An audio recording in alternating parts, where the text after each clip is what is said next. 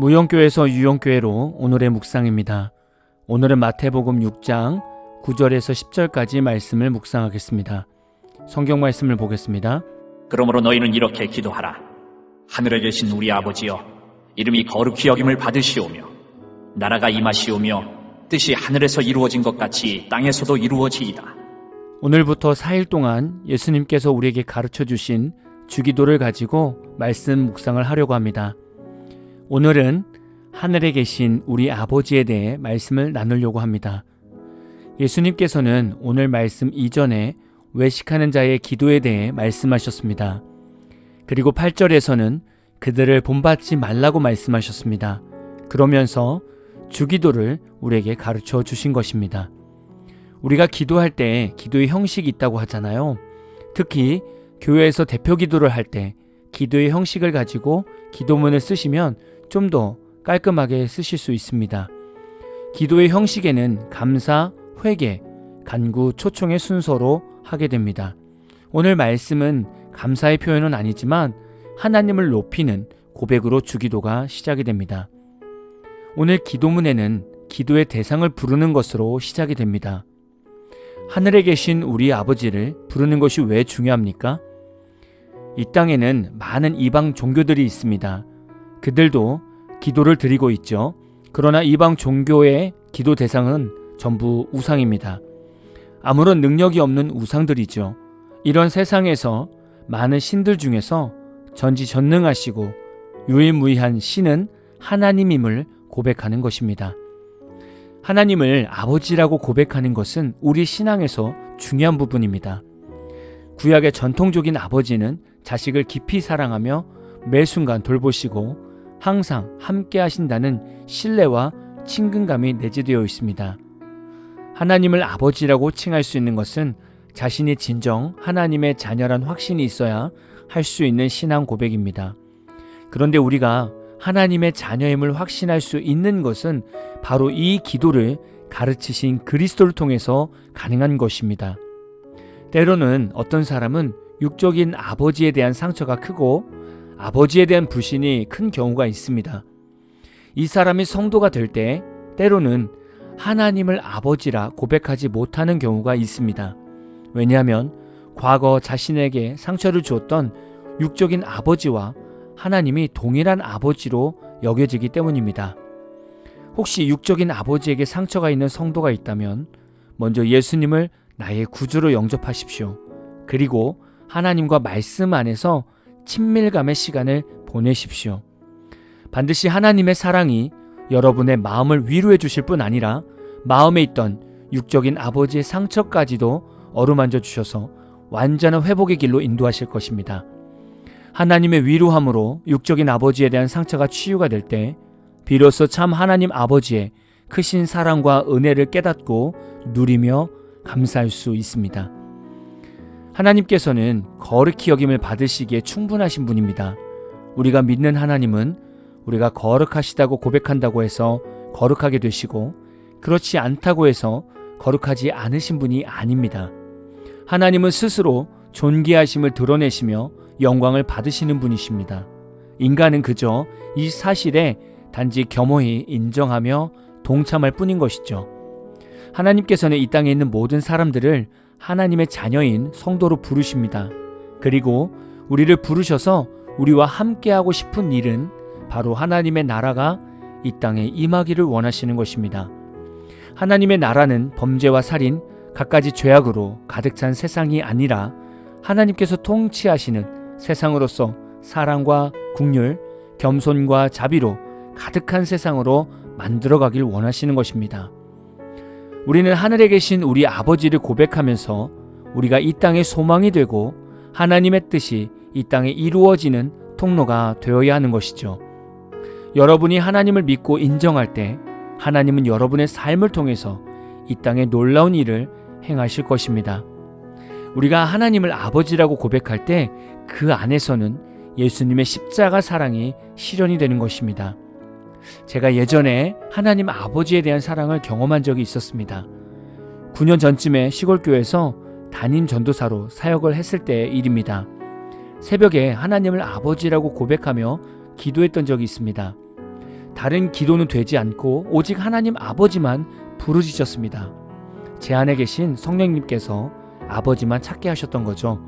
그렇게 얼마간 기도했었는데 갑자기 마음이 뜨거워지기 시작하면서 하나님 아버지의 크신 사랑을 느끼게 되었습니다. 물론 저를 향한 하나님의 사랑을 모두 느낄 수는 없었습니다. 왜냐하면 그걸 다 느낀다면 제 영이 그것을 다 감당하지 못할 것입니다. 하나님은 아버지에 대한 사랑을 저에게 보여주시면서 저에게 말씀하셨습니다. 이 시골 교회에 와서 이 시골 지역을 위해 기도해주고 이 교회에서 예배를 드려줘서 고맙다고 하셨습니다. 이 음성을 듣고 얼마나 울었는지 모릅니다. 하나님 아버지께서 우리가 뭐라고 부탁하시고 고맙다고 말씀하십니까? 우리는 구원받은 자녀로서 마땅히 하나님의 말씀에 순종하며 가는 인생이 되어야 되지 않겠습니까? 그러나 하나님은 당연히 가야 하는 길을 순종하면서 가주는 우리 한 사람 한 사람을 보시면서 따뜻하게 그 마음을 표현해 주시는 분입니다. 이 얼마나 크신 하나님의 사랑입니까? 하나님 아버지의 넓은 사랑과 마음은 누구도 판단할 수 없습니다. 전 우주를 통치하시는 하나님이 이제 우리의 아버지가 되어 주시겠다고 말씀하십니다. 예수님을 통해서 우리가 하나님의 자녀가 될 수 있는 길을 열어주셨습니다. 하나님은 저와 여러분이 아버지로서 인정을 하고 믿음으로 나아올 때 하나님 아버지의 치유하심과 위로하심과 승리하심과 거룩하심 그리고 사랑하심이 모든 삶에 넘쳐날 것입니다. 오늘 하루 하나님 아버지를 부르고 고백하며 승리하는 하루가 되시기를 진심으로 축복합니다. 오늘 마무리 찬양은 김도현님의 우리 아버지는 이라는 찬양입니다. 찬양 후에는 잔잔한 연주곡이 있습니다. 말씀을 생각하면서 기도하는 시간을 가져보십시오.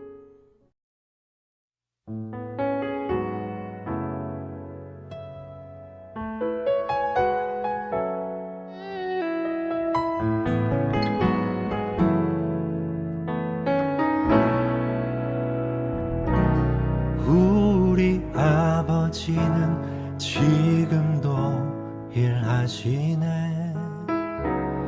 우리 아버지는 지금도 역사하시네. 눈에 보이지 않아도 쉽게 느낄 수 없어도 우리 아버지는 지금도 일하시네. 우리 아버지는 지금도 일하시네. 우리 아버지는 지금도 역사하시네. 눈에 보이지 않아도 쉽게 느낄 수 없어도 우리 아버지는 지금도 일하시네.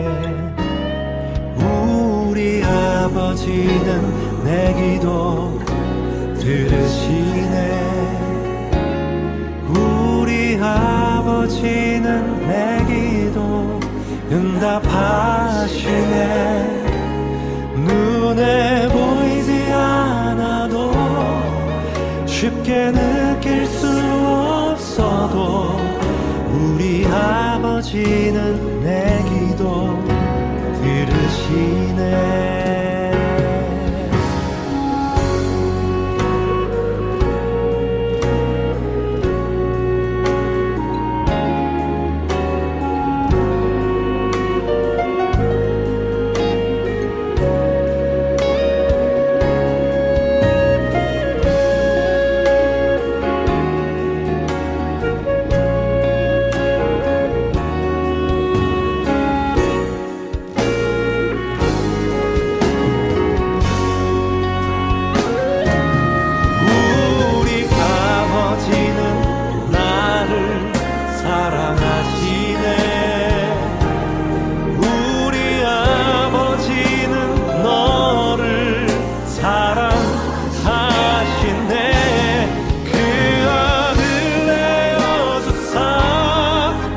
십자가 달리기까지 우리 아버지는 우릴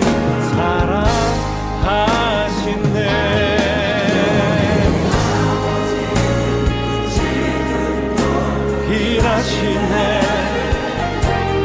우리 아버지는 지금도 역사하시네. 눈에 보이지 않아도 쉽게 느낄 순 없어도 우리 아버지는 지금도 우리 아버지는 지금도 우리 아버지는 지금도 일하시네.